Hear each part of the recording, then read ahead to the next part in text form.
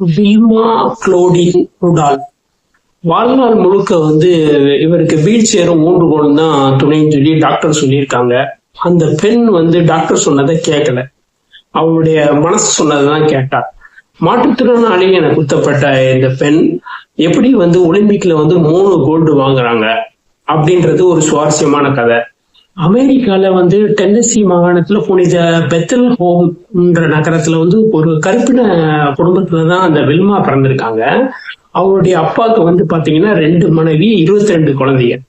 அதுல வில்மா 20வது குழந்தை. அதுவும் பிரசவத்துல குறைவா பிறந்த குழந்தை, ஒரு நோஞ்சானா இருப்பா. குழந்தைய கவனிக்க முடியாத அளவுக்கு அவங்களுடைய வீட்டுல வறுமை கூடி கொண்டுச்சு. அப்பா ரயில்வே போட்டார், அம்மா வீட்டு வேலை செய்து வர்றாங்க. வில்மா பிறந்ததும் அவங்களுடைய குடும்பம் அதாவது பிழைப்புக்காக கிளாஸ்க் வில்லின்ற ஒரு நகரத்துக்கு குடிபெயராங்க. அந்த கிளாஸ்க் வில்லின்ற நகரம் பாத்தீங்கன்னா நிறவெறி அதிகமான உள்ள நகரம். அங்க இருக்கிற ஒரே ஒரு கவர்மெண்ட் ஹாஸ்பிட்டல்லையும் பாத்தீங்கன்னா வெள்ளைக்காரங்களுக்கு தான் சர்வீஸ் பண்றாங்க. ஒரே ஒரு கருப்பின டாக்டர் இருந்தாரு. அவருக்கு ஃபீஸ் கொடுக்கற அளவுக்கு இவங்ககிட்ட மணி இல்லை. சரியா கவனிக்காதனால 4 வயசுக்குள்ளேயே 2 தடவை நிமோனியா வருது, சிவப்பு அம்மா, சின்னம்மா, இப்படி அடுத்தடுத்து நோய் வருது. ஒரு ஸ்டேஜ்ல என்னன்னா போலியோவால அவங்களுடைய இடது கால் செயலிழந்து போகுது. சோ லோக்கல் டாக்டர்கிட்ட பாக்குறாங்க. அவங்க உதட்ட பெருக்கிட்டாங்க, இல்லைங்க வாய்ப்பு இல்லைங்க அப்படின்ட்டு. சோ 50 மைல் தொலைவுல அவங்க என்னன்னா மருத்துவக் கல்லூரியில வில்மாவை கூட்டிட்டு போறாங்க அவங்க அம்மா. சோ வாரத்துல 2 நாள் அங்க ட்ரீட்மெண்ட் நடக்குது. இப்படியே 2 வருஷம் ஓடுது. ஒவ்வொரு பயணத்திலையும் அவங்களுடைய அம்மாவுடைய நம்பிக்கை குறைஞ்சுக்கிட்டே வருது. கடைசி தடவை போன போது வில்மாவுக்கு காலில் அந்த உலோக கிளிப் எல்லாம் பொருத்தி உடற்பயிற்சி எல்லாம் செஞ்சு கொடுக்குறாங்க. மசாஜ் எல்லாம் டெய்லி வீட்டுல உட்காந்து மசாஜ் எல்லாம் என்றால் ஒரு நாள் நடக்க வாய்ப்பு இருக்கு அப்படின்னு சொல்லி டாக்டர் போறாங்க. ஸோ கடைசி தடவை அவங்க ரிட்டர்ன் அவங்க சொந்த ஊருக்கு வர்றப்ப அவங்க அம்மாவால கண்ணீரை அடக்க முடியல. நம்மளுடைய பொண்ணோட லைஃப் இப்படி இருக்கோ அப்படின்ட்டு. ஸோ அப்போ வில்மா சொல்றாரு, நான் கண்டிப்பா ஒரு நாள் நடப்பேன். வில்மாவுடைய சகோதரர்கள் எல்லாரும் முறை வச்சு டெய்லி ஒரு நாள் வில்மாக்கு மசாஜ் பண்ணி விடுறாங்க. ஒரு ஸ்டேஜ்ல வில்மா ஸ்கூலுக்கு சேர்றா. இவங்க சகோதர சகோதரிகள் கூட்டிட்டு போறாங்க. ஸோ இப்படி இருக்க ஸ்டேஜ்ல வில்மாக்கு படிப்பு மேல ஒரு ஆர்வம் இல்லை, கூடைப்பந்து மைதானம் அது மேலதான் ஒரு ஆர்வம் இருக்கு. ஸோ அவளுக்கு கொஞ்சம் கொஞ்சமா நாட்டம் ஏற்படுது. அவளுக்குள்ள ஒரு நம்பிக்கை பிறக்குது. 12வது வயசுல யாருடைய உதவியும் இல்லாம அவ நடக்க ஆரம்பிக்கிறாள். கூட பிறந்தவங்க வில்மாவுக்காக ஒரு கூடைப்பந்து மைதானத்தை உருவாக்குறாங்க. வில்மா எப்போதும் அங்கேயேதான் இருப்பா. கூடைப்பந்து மைதானம் ஒரு சின்ன இடம்.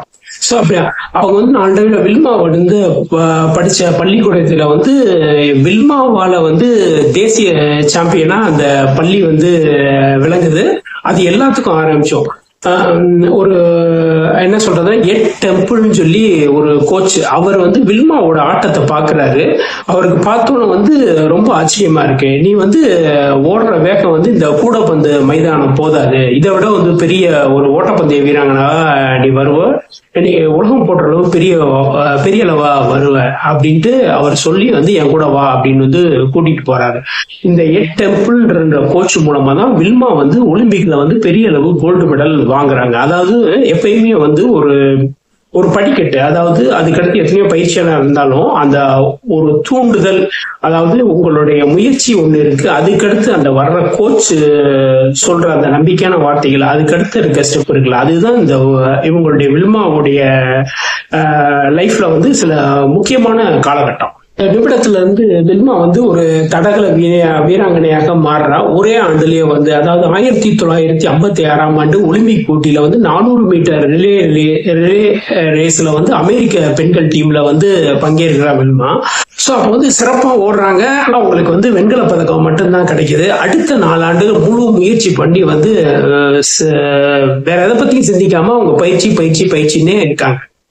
1960 ரோம்ல ஒலிம்பிக் போட்டி நடக்குது. அப்ப அந்த ஓட்டப்பந்தயத்துல 100 மீட்டர், 200 மீட்டர், 400 மீட்டர் ரிலே ரேஸ்ல 3 தங்க பதக்கம் வெல்றாங்க. அதாவது 1960 பாத்துக்கோங்க. அதாவது உலகின் மிக வேகமான பெண்ணுன்ற பேர் அவங்களுக்கு கிடைக்குது. அதாவது 3 ஒலிம்பிக் போட்டியிலும் தங்கம் வென்ற முதல் அமெரிக்க வீராங்கனை. அதாவது நீங்க பாத்துக்கோங்க, அமெரிக்காவுக்கு பெரிய அங்கீகாரம் கொடுத்த பெண் இவங்க. 1960லயே வந்து ஒலிம்பிக் போட்டி உலகின் அப்ப வந்து பேர் வாங்குறாங்கன்னா அப்ப நீங்க பாத்துக்கோங்க. அதாவது கருப்பு மான் என வந்து பட்டம் கொடுத்து வந்து பத்திரிகைகள்லாம் அவங்களை வந்து பாராட்டுது. அடுத்த 2 ஆண்டுகளுக்கு வந்து பாத்தீங்கன்னா உலகம் ஃபுல்லா பல இடத்துல போட்டியில போறாங்க, நிறைய கோப்பைகள் அள்ளுறாங்க. 22 வயசுல வந்து ஓய்வு பண்றாங்க. இந்த நியூஸ் வந்து ஒரு ஒலிம்பிக் அந்த ஸ்போர்ட்ஸ் உலகத்தையே வந்து அதிர வச்சது. அவர் சொன்ன கருத்து வந்து என்னன்னா நேர்மையா இருந்துச்சு. அதாவது என்னால் முடியும் என நிரூபிக்கத்தான் ஓடினேன், தொடர்ந்து ஓடிக்கொண்டு இருப்பது என் வேலை அல்ல அப்படின்னா. அது வந்து உண்மையிலேயே வந்து அதையும் வந்து பத்திரிகைகள் வந்து பெரிய அளவு பாராட்டினாங்க. இன்னைக்கெல்லாம் சோசியல் மீடியா இருந்தா எங்கேயோ கொண்டு போயிருப்பாங்க. சோ அன்னைக்கு 1960, 65 அந்த காலகட்டம்ன்றது பாத்துக்கோங்க. வந்து தான் படிச்ச பள்ளியிலேயே வந்து ஆசிரியராக வேலைக்கு சேர்றாங்க. அவர் பேர்ல வந்து ஒரு அறக்கட்டளை உருவாக்கி ஏழை மாணவர்களுக்கு வந்து கல்வியிலயும் விளையாட்டுலயும் வந்து முன்னுக்கு வர வந்து என்ன உதவி செய்ய முடியுமோ அதை செய்ய ஆரம்பிக்கிறாங்க. அமெரிக்க குழந்தைகளோட ரோல் மாடல் ஆகுறாங்க.